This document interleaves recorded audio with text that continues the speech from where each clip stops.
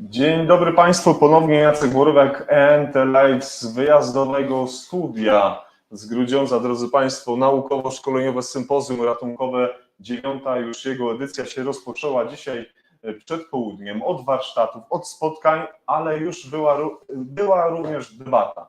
Debata, która zgromadziła kilku bardzo ciekawych gości, a jednym z nich jest nasz zaprzyjaźniony z ENT Live Kacper Mazurkiewicz, którego witamy w Grudziądzu i dziękuję za przyjęcie zaproszenia zarówno do debaty, no i do rozmowy na kanapie. Dzień dobry, witam. To ja dziękuję za zaproszenie. Ekstra, świetnie. Jak się czujesz w Grudziądzu? Jak ci tu? Dobrze, chociaż Mikrofon trochę wyżej. pogoda jest troszeczkę może niesprzyjająca, ale był moment słońca, ale jest piękne jezioro. Bardzo mi się podobało właśnie przejść się dookoła i troszeczkę zrelaksować jakby umysł po tej debacie, która no, prosta nie była pomimo wszystko. Czyli od razu przechodzimy do głównego tematu. No bo ja chciałem zapytać, jak tam zdrowie i rodzina, ale dobra. Dziękuję, rodzina w porządku, serdecznie pozdrawiam całą moją rodzinę i zdrowie też całkiem okej. Świetnie. Droga pani, do małżonki, bo wczoraj się nie mogło dodzwonić, no zarobiony chłopiec. Cóż w ostatnim zrobić? czasie dużo roboty. No dobra, ale sam powiedziałeś o tej debacie. No i jakie masz takie wrażenia na gorąco, ale nie pudruj, nie lukruj, mów jak uważasz. Nie lukruję. Uważam, że bardzo dobry pomysł. Dotychczas nie kojarzę takiej debaty. Jedyny minus, jaki widzę, to jest za krótka. Ona była za krótka, bo tematów jest ogrom.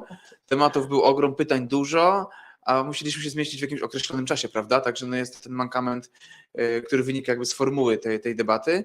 Stąd się spotykamy na przykład i tutaj, żeby pewne rzeczy uzupełnić, ale jestem za tym, żeby takie debaty powstawały częściej, więcej, bo możemy poznać zdanie jakby przedstawicieli naszego zawodu, którzy gdzieś tam reprezentują jakieś grupy ratowników medycznych, poznać je na żywo, gdzieś może pod troszeczkę ogniem pytań, a niekoniecznie po autoryzacji wywiadu w jakimś tam portalu, prawda? Odnośnie autoryzowania wywiadu, to drodzy Państwo zapytam, bo tutaj Kacper ma pewne doświadczenia. Nie wiem, czy mogę ciągnąć za tak zwany język w tej kwestii, ale... Próbujmy. Ale nie, przed chwilą powiedziałeś, że dużo tematów, no ale zobacz, debata trwała powiedzmy około tam 50 paru minut, może nawet godziny i nie padło ani pytanie jedno do przedstawiciela NSZZ Solidarność, które ty reprezentujesz. No tak. No to o co chodzi? Nie interesują się ludzie tą kwestią, nie interesuje ich ta sprawa związana i z samorządem i z jakością, czy po prostu, nie wiem, zła pora albo coś innego? Trudno mi powiedzieć, dlaczego nikt nie zadał pytań. Te pytania gdzieś tam padają. Może ktoś pokłada po prostu nadzieję w nas wszystkich, prawda? No powstał komitet, który zrzesza, komitet organizacyjny oczywiście Samorządu Ratowników Medycznych, który zrzesza 23 osoby z różnych organizacji, tak? No i tworzy kolejny jakby twór, który powstał z wielu takich cząsteczek. Tworzymy jakąś jedną całość. Ja pokładam w tym ogromną nadzieję, że da się zrobić to dobrze i wierzę w to, że może być jeszcze lepiej. Drodzy Państwo, Kacper jest zarówno ratownikiem medycznym, akademikiem, wykładowcą akademickim, jest też coachem, no ale też ma takie doświadczenia biznesowe. I teraz jak tak patrzysz sobie na to, patrząc na swoje bio i jak tak przekładasz to na twoją przyszłą pracę w zarządzie samorządu, to jak myślisz, która z tych funkcji, czy które z tych doświadczeń wykorzystać najlepiej? Czy właśnie coach, czy jako ratownik medyczny, czy jako akademik? Jakbyś tak miał przemycić coś z tych zawodów, to co byś najbardziej wybrał? To znaczy, to praca w samorządzie to będą wybory, prawda? Więc zobaczymy, kto w tym samorządzie będzie zasiadał. No to jakby rola nas, ratowników medycznych, żeby wybrać przedstawicieli, których oczekujemy. Więc ciężko mi powiedzieć, jaką rolę ja tam będę pełnić, czy w ogóle będę pełnił rolę. Ale gdybyś miał powiedzieć, mamy wybory, dajmy na to. No to przede wszystkim jestem ratownikiem medycznym z karetki i ciągle nim jestem, nic się nie zmieniło. Ciągle na dyżurach, także no to jest to podstawa, prawda? Oczywiście będę korzystał z innej wiedzy, jeżeli bym został wybrany i taki tam jakby mandat otrzymał od naszej społeczności, to niewątpliwie będę korzystał z każdego obszaru, wyciągnąć jakąś wiedzę, umiejętności, żeby jak najlepiej pełnić swoją funkcję, no ale jednak rdzeniem to jestem ratownikiem medycznym. Jak ktoś mnie zapyta nawet na jakichś spotkaniach coachingowych, kim ja jestem, to odpowiem od razu automatycznie, że ratownikiem medycznym. Jestem ratownikiem, no to się nie zmieni już nigdy, prawda? Nawet jeżeli gdzieś tam, nawet sobie nie wyobrażam tak, że, nie wiem, czy to jest realne, ale to sobie wyobrażam, że nawet bym miał zasiąść za jakimś biurkiem przysłowiowym, to i tak bardzo bym chciał jednak ileś tych dyżurów w miesiącu pełnić, no żeby to czuć. To są te rozmowy na podjazdach, o których często wspominam, SOR-ów, to są rozmowy na bazach, to trzeba w tym być. No, tak mi się wydaje, że ciężko jest to jakby robić zdalnie, bo można czasami się brzydko mówiąc odkleić od tego, co się działo, a tego chciałbym uniknąć. Chciałbym jednak w tym wszystkim być, o ile to będzie w ogóle możliwe i realne. 17 września 1980 roku ani Kacpra, ani mnie jeszcze chyba na świecie nie było. Nie. I wtedy powstawała, drodzy Państwo, Solidarność. No Solidarność każdemu może ona się kojarzyć z różnymi aspektami. I on mniej lub bardziej kontrowersyjna jest. Jaki miałeś feedback od ludzi, którzy dowiedzieli się, że Kacper Mazurkiewicz z ramienia NSZZ Solidarność będzie tutaj starał się włożyć swoje 3 grosze do powstawania samorządu? Był dobry odbiór, czy raczej powiedzieli... Odbiór jest dobry. To przynajmniej co do mnie trafia ten feedback. Odbiór jest dobry, jakby ludzie zauważyli, że można coś robić ponad podziałami i niekoniecznie patrzeć w przeszłość. Tak? Ja też zawsze mówię, patrzmy do przodu, co może nas spotkać, bo to co było, to już było. Możemy z tego wnioski wyciągnąć, ale istotne jest to, co będzie. Tak? I na to mamy wpływ. A na to, co było, no, wpływ jak wpływ. Niemniej jednak wydaje mi się, że każdy ma swoją szansę. Akurat tutaj reprezentuje dzisiaj Związek Zawodowy Solidarność. No jest to niewątpliwie z dużą historią i dobrze uwarunkowany związek zawodowy. No, dlaczego by nie? No, ja się cieszę, że jestem tutaj właśnie z ramienia Solidarności i ciągle wierzę, że może być lepiej. Czyli szklanka do połowy pełna.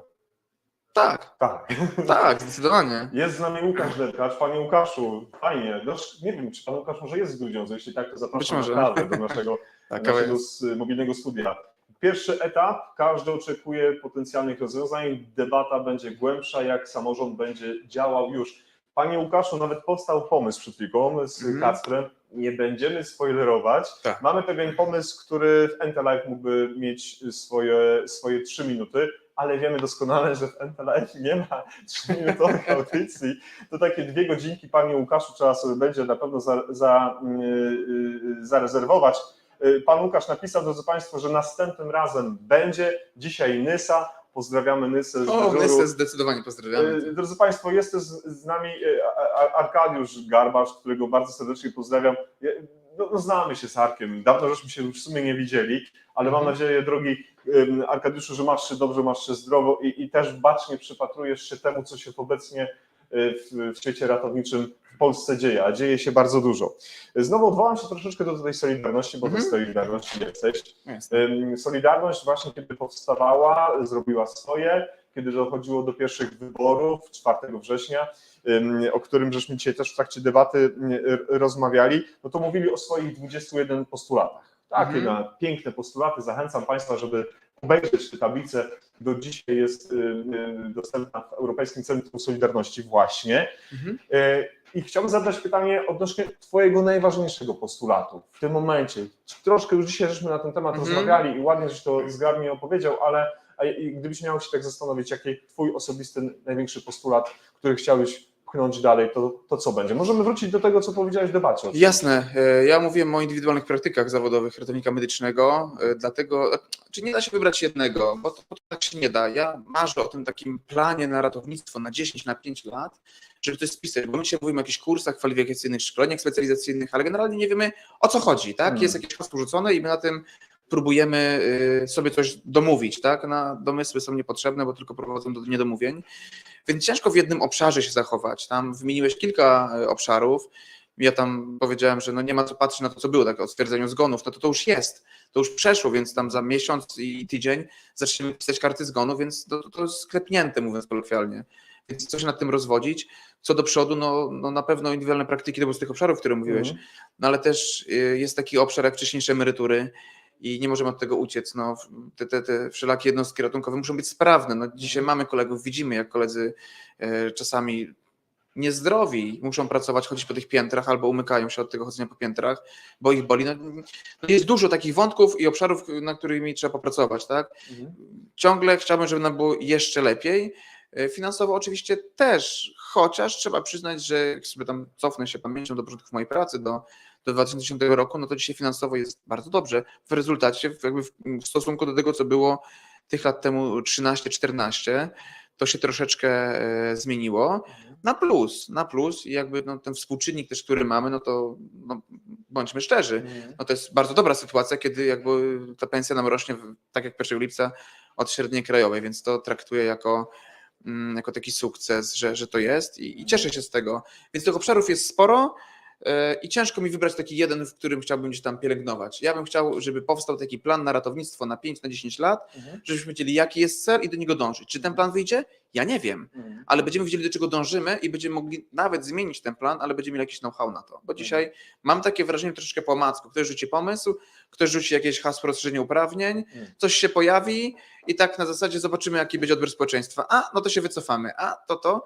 No i co? To przecież tam było dużo ciekawych rzeczy wprowadzonych w tym jakby rozporządzeniu, no ale one zniknęły wszystkie, potem się pojawiło jakieś kolejne rozporządzenie, które no gdzieś tam sobie utknęło, tak? No chociażby jak ten Exacel słynny, który gdzieś tam byśmy chcieli go mieć do podawania, a nie mamy, czy noradrenalina i tych jakby jest dużo rzeczy i tego brakuje, więc ja bym marzył o takim know-how na 10 i na 5 lat do przodu. Okej.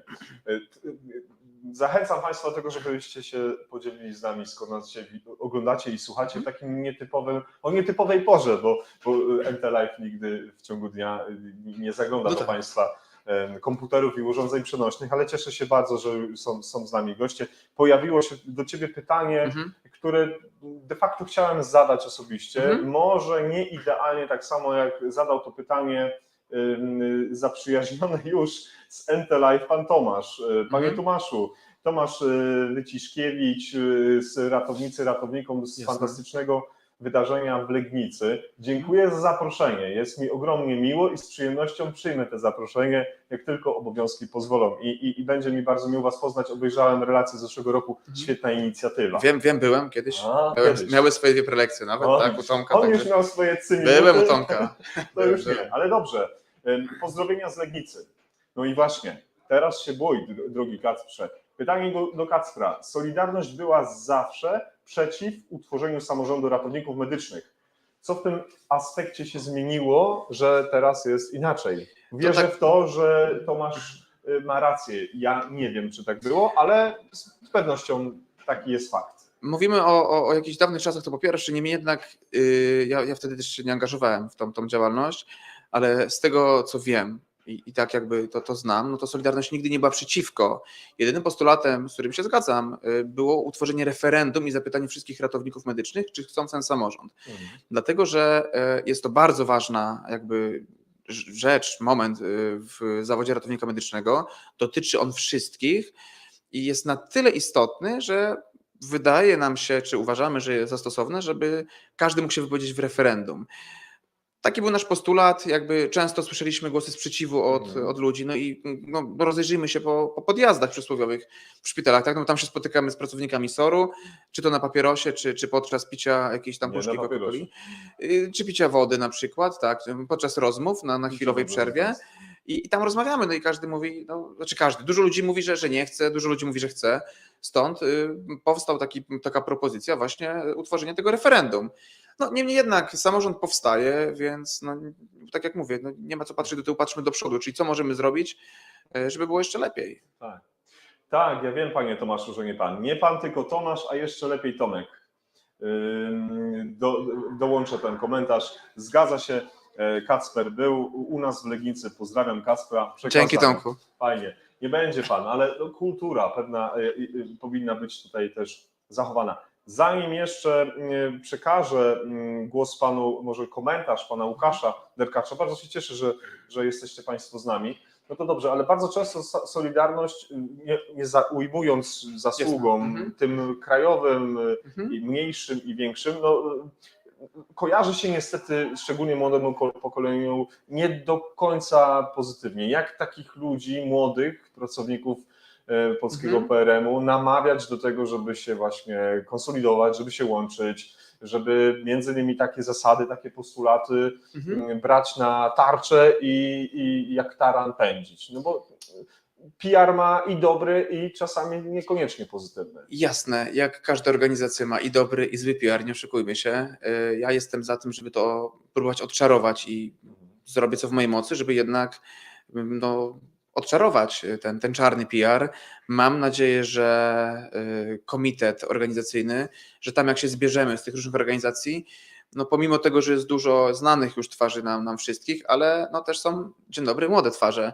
I jakby dajmy szansę nam młodym pokazać się, no bo te starsze twarze już były, no i teraz może nam dać szansę, a jak nam nie wyjdzie coś, no bo oczywiście może nie wyjść, tak jak się wspominałeś na debacie, żeby się czasami poklepać w piersi i przyznać, że coś mi nie wyszło, no to przecież zawsze mamy naszych zawodników, którzy już mają doświadczenie i oni będą mogli to przejąć. Ja jestem za to, żeby odczarowywać, nie patrzeć do tyłu, a raczej patrzeć do przodu i zastanawiać się, co możemy osiągnąć, a nie gdzieś tam grzebać i rozrypywać rany, to do niczego nie doprowadzi dobrego. No dobra, to jak już przy tym wątku jesteś, sam go poruszyłeś, to ty osobiście, personalnie jako Kacper, zakładamy scenariusz, dostajesz się do tego samorządu, jesteś w zarządzie tej władzy, no jednak nie sprawdzasz się, nie dajesz rady, nie osiągacie swoich celów, ty nie osiągasz swoich celów, masz takie przekonanie, że jednak z punktu widzenia managementowego, biznesowego, no nie realizujesz słupków. Jesteś w stanie się wycofać i powiedzieć, to nie dla mnie i ja rezygnuję, bo się nie nadaje? Jeżeli poczujesz, że to nie dla mnie się nie nadaje, to tak. Niemniej jednak pamiętajmy, że ja nie wróżę, ktokolwiek by nie był w samorządzie, nie wróżę od razu samych sukcesów. To będzie bardzo trudna praca, dlatego że nie mamy kogo zapytać, tak? Jak to zrobić, ponieważ mamy inne izby, jakby innych zawodów. Będziemy chyba jedynym zawodem medycznym, który ma tylko jedną izbę, nie będzie tych izb wojewódzkich, czyli będzie jedna krajowa. Więc na pewno będą potknięcia, tylko trzeba do tych potknięć się przyznać i jakby naprawiać, uczmy się też na błędach i swoich, najlepiej na cudzych błędach rzeczywiście. To tak jak pozdrawiam serdecznie moich studentów, którzy ostatnio znaleźli błąd u mnie w mojej wypowiedzi i kiedy powiedziałem, przepraszam, pomyliłem się, macie rację, oni nie wiedzieli, co mam zrobić, bo mówię, to o co mam chodzi? Że pan się przyznał do błędu. Mówię, tak, przecież błędy można popełnić. Czy to jest od razu powód do abdykacji? Nie, ale jeżeli poczuję, że to jednak jest nie dla mnie i nie sprawdzę się tutaj, że doszedłem do ściany, to jak najbardziej, pewnie, to niech ktoś to poprowadzi, kto dać komuś szansę innemu, nie? Powiedział to, drodzy Państwo, padło nagrało się. 16:40 się tylko nagrało. Kto to będzie ocenić wtedy? Piszecie Państwo długie komentarze, w których są wplecione pytania i czasami jest tak, że my chcąc je wkleić na ekran, one gdzieś uciekają. Mam taką prośbę, gdyby komentarze, które się będą przewijać, mogły być nieco krótsze albo dwa, a pytania niech będą krótkie i skonkretyzowane. Ja wiem, że czasami się nie da, szczególnie w moim ślinotoku i w mowotoku, ale postarajmy się troszeczkę to jakby uściślić. Pan Łukasz jest z nami jeszcze raz i pan Łukasz pyta o takie kwestie. Gdzie postawić znak większości? Sztuka medyczna czy procedury sztywna standaryzacja? I tu 4 znaki zapytania. Ja jestem za tym, żeby była sztuka medyczna, w cudzysłowie. Boję się, że będzie ciężko ubrać coś w procedury i zamknąć ten katalog tak, żeby było idealnie. Przypominam, że dyspozytorzy mają katalog pytań, które muszą zadawać. Pracowałem jako dyspozytor na tych pytaniach i to nie działa, ponieważ przy 4. pytaniu z 20 kilku przy bólu brzucha ktoś mówi, czy będziesz jeszcze pytać, czy wyślesz tą karetkę. Więc nie da się tego zrobić zgodnie z procedurą. Przypominam, że dziś procedura mówi, że zgłoszenie w kodzie drugim ma być zadysponowane w 90 sekund. Tego nie robimy, więc po co nam te procedury, skoro je wyłamujemy w tym wszystkim, a jakby jeszcze narażamy się na odpowiedzialność, bo ja nie wiem, jak się dyspozytor wytłumaczy, że nie wysłał zespołu w 90 sekund. Pamiętam taki czas, jak pracowałem w dyspozytorni, był ktoś z przedstawicielstwa z Ministerstwa Zdrowia ówczesnego i na takim naszym szkoleniu Wrocław był akurat wtedy okrzyknięty taką jedną z gorszych dyspozytorni, były takie audyty. Wtedy była gorszych, były audyty i ja się właśnie zapytałem, co zrobić, jak nie ma wolnej karetki. I usłyszałem takie hasło, nigdy nie ma takiej sytuacji, żeby w Polsce nie było wolnej karetki. No widzisz, pan minister zdrowia ma być naszym dzisiaj gościem. Ciekaw jestem, co by on odpowiedział. Ja się zapytałem, czy wysyłać karetkę z miejscowości od 60 km, to nikt nie powiedział nie. Więc jakby z perspektywy dyspozytora zadysponowanie zespołu 60 km dalej, on jest skryty. Czy to ma sens? I ma i nie ma, bo jakby nie było 1000 km, ta karetka pokona w tą godzinę. A bywało przecież tak, że czasami dojeżdżamy do pacjentów po kilku godzinach. Tak. No właśnie, jeśli chodzi o kwestie związane z dyspozytorniami, z dyspozytorami, pan Rafał, powiększę sobie tylko pańskie pytanie, które dotyczy odnośnie dyspozytorów medycznych, bo ciągle rozmawiamy o jakości pracy ratowników, zespołów ratownictwa medycznego, a co z jakością pracy dyspozytorów? Jakość zbierania wywiadów, jakość współpracy na linii dyspozytor-ZRM i tak dalej. Jakie ma zdanie na ten temat Kacper, który jest ratownikiem, który pracował w dyspozytorni, ale też ma inne doświadczenia? Generalnie od kiedy przeszły dyspozytornie pod urzędy wojewódzkie, mam takie poczucie, że zarówno dyspozytorzy, jak i pracownicy zespołów kierują się emocjami, chcąc udowodnić coś sobie. I ja tego nie mogę zrozumieć. Dlaczego? No, specjalnie pisałem pisma do Ministerstwa Zdrowia z zapytaniem o jakieś statusowanie. Ja nie mam pojęcia, dlaczego dyspozytorzy do nas dzwonią i pytają, co my robimy na statusie niegotowy na przykład. To jakby to nie jest ich sprawa. Jest niegotowy, to jest niegotowy. Do dzisiaj nie potrafię zrozumieć na przykład wysyłania zleceń na statusie przekazanie pacjenta. Czyli, no widzicie, mamy jakąś instrukcję, jakąś procedurę, którą musimy złamać. Dlatego, no bo teraz czym jest przekazanie pacjenta? Przekazanie pacjenta na przykład, tak jak ostatnio przekazałem pacjenta po zatrzymaniu krążenia, który trafił do pracowni hemodynamicznej pod ECMO, trwało 35 minut. Dopiero po 35 minutach mogłem od wyjścia z karetki wrócić do niej i zacząć pisać dokumentację. I jakbym rzeczywiście kliknął ten status przekazanie pacjenta 30 minut szybciej wychodząc z karetki, no to automatycznie bym już kilka razy był zadysponowany. Ja tego nie mogę pojąć. Nie mogę pojąć, dlaczego my nie możemy się umyć. No dziś teoretycznie klikam status mycie i się myję. Kiedy chcę być w porządku wobec dyspozytora i dzwonię, mówię, mam taką sprawę, chciałbym umyć karetki, widzę, że są 3 inne zespoły na bazie, on mówi, nie zgadzam się. No nie ma miejsca na nie zgadzam się umycia karetki, mimo że nie ma planowych myć. No dobrze, że nie ma planowych myć, ja to rozumiem, mycie jest wtedy, kiedy jest potrzebne, no ale kiedy ono jest potrzebne, to też jesteśmy z tym blokowani. Dlatego jeżeli jeszcze dyspozytorzy mają doświadczenie w pracy w zespole ratownictwa, no, co do zasady mają też inny ogląd, ale z drugiej strony też czasami mam wrażenie, że przechodząc z zespołu jakby do dyspozytorni zapomina się o pewnych rzeczach. No i chciałbym przypomnieć, że to nie jest żaden organ kontrolny, to nie jest nasz przełożony bezpośredni, jak się kiedyś mówiło. Dyspozytor ma nas dysponować, a nie rozliczać. Gdzieś takie pismo mi wpadło w oczy z którejś dyspozytorni od dyrektora, że mają jakby nie dzwonić i nie sugerować statusów kierownikom zespołu, bo to nie jest ich rola. Jak jest awaria, to jest awaria, jak jest niegotowy, to jest niegotowy i to ja będę rozliczany jako kierownik zespołu z tego statusu, a nie dyspozytor. Oczywiście ja sobie to tak wyobrażam i tak chociażby była taka sytuacja we Wrocławiu, kiedy bardzo dobry dyspozytor, z którym uwielbiam współpracować, pozdrawiam serdecznie Mateusza, zadzwonił do mnie i mówi: Kacper, mam problem, bo pod tramwajem leży rowerzysta, nie mam nikogo, czy możesz przekazać pacjenta w szpitalu, była długa kolejka, poszedłem na ten SOR, poprosiłem, że jest sytuacja naprawdę awaryjna i ten pacjent przekazał się w minutę, udało się to jakoś tam zrealizować i ja pojechałem do tego rowerzysty, no ja to tak sobie wyobrażam, no taką współpracę, prawda, tylko to musi działać w dwie strony i do tego zachęcam każdą ze stron, jakby nie kierować się emocjami, a zdrowym rozsądkiem, no i tymi regułami, które są spisane.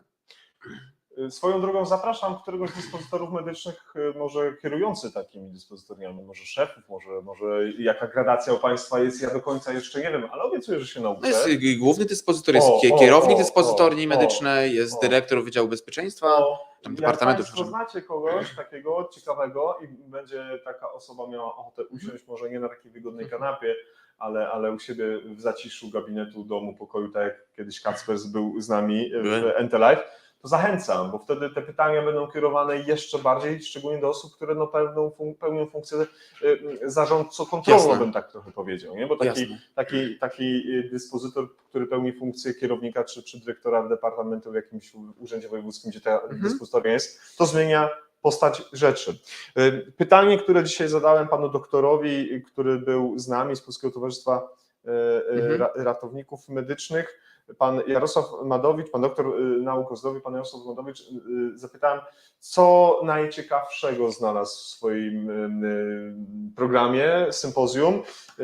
On odpowiedział, relacja była przed wieką na żywo, a co sobie najlepszego znalazł przedstawiciel NSZZ Solidarność Kacper Mazurkiewicz, co go najbardziej cieszy w tym wydaniu? Znaczy, bardzo mi się podobają warsztaty z RSI, no bo to jest coś, o czym nie oszukujmy się, to będzie. Tak samo jak o zgonach się mówiło już kilka lat temu, że nie będą, tam się niektórzy zapierali, że nie będzie. Pamiętam nawet jedną z negocjacji jakby u mnie w firmie, gdzie było w życiu państwo zgony, a w życiu nigdy w życiu to było raptem 2 lata temu bodajże, czyli całkiem niedawno, a dziś no to za miesiąc będziemy stwierdzać te zgony i przypominam, jak ważne to jest, jak wysoko postawione, dlatego że no jesteśmy tam napisani obok lekarza. No z punktem pierwszym jest lekarz, z punktem drugim jest kierownik zespołu ratownictwa medycznego. Więc jakby no pewne rzeczy będą i tak samo będzie RSI i oczywiście, czy on jest potrzebny, czy nie, no na pewno w pogotowiu jest potrzebne RSI. Nie? To każdy z nas, kto pracuje, miał taką sytuację, kiedy było potrzebne. Nie jest to oczywiście za często, ale jednak są te potrzeby. Czy to ma robić ratownik medyczny, czy nie, no to już jest jakby inna rozmowa. Ja jestem zwolennikiem zachęcania do rozszerzenia uprawnień, a nie przymuszaniem, więc tak sobie marzę w głowie, tak sobie wyobrażam, że no, może trochę marzyciel, ale jednak, ale marzyć sobie tutaj możemy. Jak grasz, to miliony. Tak, i wyobrażać, że jednak pojawi się jakaś drobna gradacja, nie może tam na 20 różnych stopni, jak kiedyś widziałem, ale chciałbym, żeby byli jacyś ratownicy z gwiazdką na przykład, czy to po magisterce, czy po kursach, no bo tutaj też zacznijmy mieć troszkę wątpliwości. No mamy ratowników po szkołach policjalnych, też takim jestem ratownikiem, potem zrobiłem licencjat, więc też nie chciałbym do końca chyba zamykać drogi, że tylko po studiach magisterskich jakieś rodzaj uprawnień, ale by nie przymus, tylko że z każdym uprawnieniem dodatkowym powinno iść odpowiednie przeszkolenie, a za tym powinna iść odpowiednia gratyfikacja, bo to jest kolejna odpowiedzialność. Nie? Piszecie Państwo do nas cały czas, ja się z tego powodu bardzo cieszę. Tomasz napisał, Tomasz z Legnicy. O tym będzie fajna dyskusja w Legnicy o współpracy z ZRM z dyspozytorami na ratownicy ratownikom. Super. Doskonale, Tomasz, świetna robota, to ja już będę miał mniej pracy do wykonania. Pan Łukasz dodał jeszcze, u każdego dysponenta wyznaczyć kierowników lokalnych i dyspozytorni, jeżeli dobrze przeczytałem, uzgodnienia z nim sprawy, których system SWD nie przewiduje. Te najprostsze, te lokalne. Dziękuję za Pańską opinię, Panie Łukaszu. I pojawiło się pytanie od profilu ratownictwo medyczne. Będzie rozmowa, proszę czekać. Dziękuję, że jesteście Państwo dzisiaj z nami. Szanowny Panie, pytanie do Kacpra, naszego dzisiejszego gościa. Czy jest możliwość rozważenia wprowadzenia systemu na wzór innych krajów? Powiększę sobie, bo nawet w okularach nie widzę. Innych krajów, obciążenia kosztami za maksymalnie bezzasadne wezwania, tak jak było kiedyś, bądź obciążenia kosztami osób nietrzeźwych. Serdecznie pozdrawiam i trzymam kciuki. To takie dwa pytania. Dwa pytania, dwa w jednym. A ja bym chciał zadać pytanie, a co to jest bezzasadne wezwanie? No bo każde wezwanie, które przyjmie dyspozytor, jest zasadne. Tak, oczywiście jest odpowiedzialność za fałszywe zgłoszenie i to jakby działa, ale nie ma czegoś takiego, znaczy trudno mówić o bezzasadnym wezwaniu przyjętym przez dyspozytora. To jest pierwsza sprawa. Druga sprawa, obciążenia kosztami osób znietrzeźwionych, tak jak tutaj jest napisane, nietrzeźwych. No, ciężko było postawić granicę. No, my też pijemy alkohol, akurat no ja nie piję alkoholu i dobrze mi z tym, ale normalni zdrowi ludzie też piją alkohol, czyli co teraz ktoś będzie na weselu, wypije 3 piwa czy 2 kieliszki wódki, przewróci się i straci przytomność, to mamy go obciążać kosztami, to jest trudne. Jeżeli tutaj myślimy o zmniejszeniu liczby wyjazdów, no to tutaj chyba wzorem Czech by było trzeba wprowadzić opłatę od każdego wezwania, ale to jest utopijne i wątpię, czy ktokolwiek to wprowadzi, ale no, w Czechach się to sprawdziło, więc czemu byśmy u nas nie sprawdzić, tak? Koszt, równorzędna kwota co do taksówki. Myślę, że byłaby do rozważenia, aczkolwiek wątpię, że ktokolwiek się pod tym podpisze i to wprowadzi. Nie przed wyborami parlamentarnymi, drodzy Państwo. Po też nie. Po też nie. Bo po wyborach też nie, no bo będą zaraz kolejne wybory, więc to tak będzie, możemy sobie troszeczkę pomarzyć, ale za bezzasadne wyzwania, no pracowałem jako dyspozytor, no jak było bezzasadne, to nie przyjmowałem. Tak. Drodzy Państwo, ja jestem gadułą, ale Kacper to już wyjątkowo, już 28 minuta naszego krótkiego wejścia, ale jestem przekonany, że to wystarczy na dzisiaj. Zadałem też pytanie na koniec panu doktorowi, a co na przyszły rok rekomendowałbyś, by pojawiło się w 10. naukowo-szkoleniowym sympozjum ratunkowym, jako w tej 10. edycji, może będzie po polsku. Co byś widział? Zdecydowanie bym podsumował pracę naszego samorządu, który już wtedy, mam nadzieję, że będzie istniał i funkcjonował już jakiś czas. Okay. Bo też będzie potrzebny taki feedback na zasadzie, co zrobił ten samorząd, dlaczego czegoś nie zrobił, no i po prostu o tym opowiedzieć, bo jakby przekaz informacji, który mamy, to jest dość ciężki w naszym ratownictwie, niestety. Bazuje to na naszych blogach, które pokazują różne informacje i tych blogów jest kilka, ale to chciałbym jakiś taki oficjalny, fajny kanał i żeby to był ten przepływ, ale tak czy siak właśnie jakieś takie spotkania z przedstawicielami samorządu, żeby opowiedzieli, co się udało zrealizować, co się nie udało zrealizować, dlaczego i czy będą dalej próbowali to zrealizować. I czy będą w stanie powiedzieć, nie nadaję się do tej roli i odchodzę z należytą godnością. Widzę, że bardzo tutaj pilnujesz tego aspektu. No bo zobacz, ja powiedziałem w trakcie naszej rozmowy, że też prowadziłeś firmę, tak? Jasne. Tak, no i jeżeli ci się coś nie spina, jeżeli nie wychodzą tobie jakieś słupki, no to powiesz, no dobra, no nie robię tego więcej. Się nadaje. Albo się nie daje, szukam albo innego muszę obszaru. zmienić taktykę, albo cokolwiek. No i rezygnujesz. A kiedyś zaproponowałem takie, wiecie Państwo, rozwiązanie w trakcie pisania pewnego programu wyborczego na zasadzie konsultacji, co by można było z norweskiego systemu zaimplementować. I na końcu napisałem takie ciekawostki, co by można było lokalnej społeczności, jeśli chodzi o przycisk alarmowy i inne rzeczy. I napisałem na końcu, poddać zewnętrznemu audytowi swoje działanie po na przykład 2 latach kadencji. Och, audyty. No to widzisz, ten mentoring. Nie zrobili tego. To ten mentoring, o którym się mówiłem na tej debacie, tak? Chociaż to brzmi tak trochę korporacyjnie i amerykańsko. ale to jest dobre. No, jak jesteś coachem, to tak musi być. Nie? No jestem. Widzę, że zapamiętałeś tego coacha. Ktoś tutaj właśnie pytał, skąd Jacek wiesz, że jesteś coachem, tak? No jestem, z drugiego wykształcenia, tak, jestem pedagogiem i coachem jeszcze, taka specjalizacja. Chciałbym tylko powiedzieć, że coaching to, jesteś zwycięzcą, to nie jest coaching. Coaching to jest sztuka zadawania właściwych pytań i jakby na tych studiach przez przypadek ten coaching mi tak wszedł fajnie, że postanowiłem się tym jakby też ten obszar sobie troszeczkę popielęgnować. Ale tak, polecam mentoring. Czy to dzisiaj działa? Jest ten mentoring, bo my idziemy do starszych kolegów, mówimy, słuchaj, miałem taką sytuację, czy dobrze zrobiłem?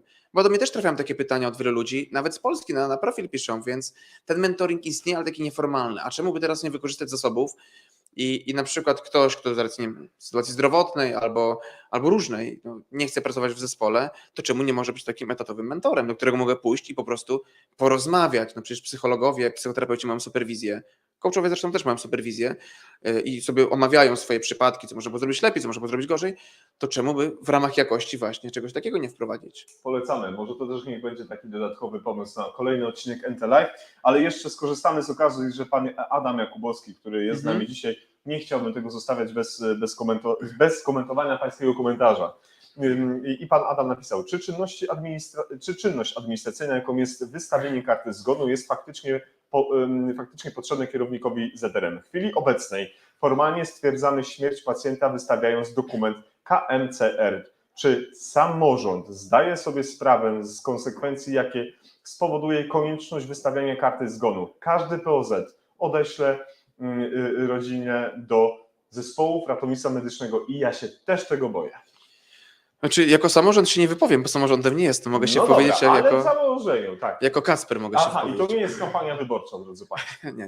Nie jest kampania wyborcza, bo jeszcze nie ma wyborów. Dopiero Bo wybory. jeszcze nie ma wyboru. Nawet się jeszcze nie spotkaliśmy, spotykamy się w piątek jako komitet organizacyjny samorządu. Możemy Kacper dzisiaj po prostu zgrillować, no ale niech powie co. Tak, możecie zgrillować. Jeżeli chodzi o zgony, no ostatnio wywiadu udzieliłem, słuchajcie, 45 minut wywiadu, 5 zdań i to, co chciałem tam clue zawrzeć, to tam się nie zawarło, więc troszeczkę wyszedł z tego nie to, co chciałem, ale w każdym razie. Lepiej do audiologistiki przyjść. Tak, bo mogę opowiadać o wszystkim i mam czas, 30 którąś minutę, 32, słuchajcie. Tak. Miał być szybki. Powiedz proszę, bo tam jest dosyć duże pytanie i chciałbym się do niego odnieść. Słuchajcie, no jeżeli my dziś stwierdzamy, że człowiek umarł, no to jaki problem jest dopisać kolejną kartę? Nie mówmy, że to jest kolejna dokumentacja dla nas do pisania, bo u wielu dysponentów piszemy jakieś karty z zatrzymania krążenia, jakieś karty o nieinformowaniu o zakładach pogrzebu. My tych kart piszemy dużo dokumentów, raporty z tego NZK, więc to jest dodatkowy dokument, który usprawnia jakby ten proces dla rodziny. Pamiętajmy też, że wprowadzenie możliwości stwierdzenia zgonu dla kierowników zespołu ratownictwa medycznego, czyli w domyśle nas, my nie jesteśmy beneficjentami tego pomysłu. Beneficjentami są pacjenci i ich bliscy, obywatele. Czyli nie patrzmy na tego dołożenie pracy. Mi jest naprawdę trudno jakby tłumaczyć tym rodzinom, teraz przedzwonić po lekarza rodzinnego, że czy jest ryzyko, że będziemy wzywani jakby po to, żeby stwierdzić zgon, odbijani przez lekarza POZ. Oczywiście takie ryzyko jest, ale dzisiaj jesteśmy odbijani do wielu innych wjazdów przez lekarzy rodzinnych. No i doskonale wiemy, jak to działa. No rola tutaj dyspozytorni jest taka, żeby jednak filtrować te wyjazdy. Oczywiście zawsze może paść hasło klucz i tego nie przeskoczymy, ale jakby spojrzeć z perspektywy pacjenta czy ich bliskich, którzy są beneficjentami tego pomysłu, no to rozwiązanie jest słuszne. Tak jak mówiłem, społecznie rozwiązanie jest słuszne. Jakiś mechanizm broniący lekarzy POZ przed odsyłaniem. No cóż, ja wolałbym dokończyć jakby tą sytuację w domu i nie tłumaczyć komuś, bo przecież jak ktoś jeździ, to doskonale wie, jak to wygląda. Dajemy ten numer telefonu, ludzie teraz to gubią, dzwonią zapłakani po tych POZ-ach. No, nie utrudniajmy, skoro możemy to w łatwy sposób usprawnić, czyli i tak stwierdzamy zgon, no, stwierdzamy, że ktoś umarł, czyli podejmujemy tę odpowiedzialność za to, że przerywamy ratowanie.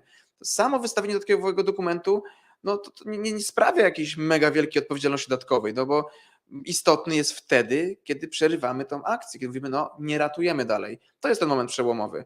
A doskonale też wiemy, że często jest tak, że lekarz rodzinny nie przyjeżdża nawet do tego domu, tylko każe rodzinie jechać tramwajem czy autobusem do przychodni i on na podstawie naszej KMCR wystawia kartę zgonu, czyli to tak troszeczkę proforma jest, taki jakiś bypass, prowizorka. Na po co, skoro my możemy kilkoma kliknięciami w tablecie, tak z tego co zrozumiałem będzie docelowo, jakby dokończyć tą naszą realizację zlecenia.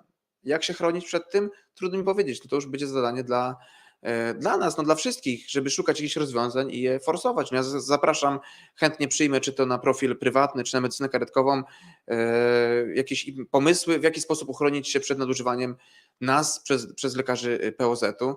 No też bym tak nie demonizował, my tak demonizujemy ciągle tych lekarzy POZ-u, ale każdy ma swoje za uszami. Uważam, i też trzeba troszeczkę z pokorą się posypać czasem popiołem. Jest z nami Bartek Zimoch. Cześć Bartku. Bartek, fajnie, że jesteś z nami, chociaż byśmy się bardziej cieszyli, gdybyś był w Grudziądzu tutaj z nami. Ale dziękujemy Tobie za miłe pozdrowienia, zarówno Kacper i ja również jestem Tobie za to wdzięczny. Zadałeś pytanie, na które odpowie Kacper, mam nadzieję, jak najszybciej. Pytanie brzmi, jaka przyczyna zgonu będzie wpisywana, ta najczęściej? No właśnie, i to jest to, co mówiłem w tym wywiadzie, jednym ze słynnych, który gdzieś tam przyniósł mi dużo komentarzy. No ja wyobrażam sobie, każda nowa umiejętność, każde nowe uprawnienie, które mam obowiązek, powinien się wiązać ze szkoleniami. No co teraz piszą lekarze, prawda? No też można zapytać. Oczywiście ja znam te rozpoznania ICD-10, które nie są właściwe. Trudno będzie na przyczynę zgonu wpisać, ale też spójrzmy, że dzisiaj w tablecie odstąpienie od MCR też mamy trudność, bo mamy do wyboru kilka różnych jakby tam opcji, które możemy wybrać. Być może też tak tutaj będzie. Ciężko powiedzieć. No, jestem na takim spotkaniu tutaj na sympozjum, są ludzie, być może uda mi się dowiedzieć, ale na razie tego nie wiem, nie ja jestem wprowadzającym to uprawnienie. Ja bym zupełnie inaczej wprowadził. Bardzo się cieszę, że Bartek czuwasz nad nami, nie tylko teraz, nie wczoraj, nie przedwczoraj, ale robisz od wielu lat. Dziękuję Tobie za to, też dziękuję pani Zając, pani Nicole za dobre słowo kierowane do Kacpa, które właśnie brzmi: Kacper, bardzo profesjonalne podejście, mądrze mówisz, podziwiam i życzę dobrych sukcesów i niech to będzie na koniec takim dla Ciebie ukłonem od naszych widzów i słuchaczy, których bardzo serdecznie pozdrawiam i dziękuję Państwu, żeście w tak wczesnej porze popołudniowej zdecydowaliście się poświęcić 36 minut swojego życia, by posłuchać, co Kacper Mazurkiewicz, przedstawiciel Komitetu Organizacyjnego Samorządu Ratowników Medycznych, długa nazwa, nie? Długa nazwa i można się naprawdę zakręcić, a jeszcze jak dodamy tę całą, drodzy Państwo, notatkę, przedstawiciel Związku Zawodowego NSZZ Solidarność. To dobrze, że w skrócie jeszcze. Tak, a tak naprawdę Kacper Mazurkiewicz, ratownik medyczny, kolega i zaprzyjaźniony z NT Live, bo już był gościem. Ale w roli blogera wtedy. Tak. Wtedy tak. w roli blogera. Wtedy byłeś w roli blogera, ale fajny wywiad, nie? Fajne, ale pamiętam Twoje pytanie, co to znaczyło, że wszyscy kłamią. Ja kompletnie nie wiedziałem, o co chodzi. Potem siedziałem po tym wywiadzie, mówię, o to chodziło, znalazłem to w jakimś artykuliku, wygrzebało takie hasło i mnie zastrzeli wtedy, pamiętam. No. Ale to cenne doświadczenie, wszystko z doświadczeniem. Drodzy Państwo, to nie był kolejny odcinek NT Live, to był jeden z wywiadów, który przygotowaliśmy dzisiaj dla Państwa. Już mamy za sobą 2. Kacper, był pan doktor Miodowicz. W kolejce czekają kolejni, ale pozwólcie, drodzy Państwo, że skorzystam z tej dobroci wypicia wspaniałej kawy, która na sympozjum w Grudziądzu zaiste jest. I bardzo dobre ptysie. Rewelacyjne. Dziękujemy, do zobaczenia. Kłaniamy się Państwu nisko do kolejnego wejścia. Jeżeli macie ochotę, to udostępnijcie to nagranie na Facebooku czy na YouTube, to może dolecimy do większej ilości odbiorców, czego sobie i Państwu oczywiście życzę. A teraz widzimy się już niebawem. Pozdrawiam. Jacek Borowek, NT Live.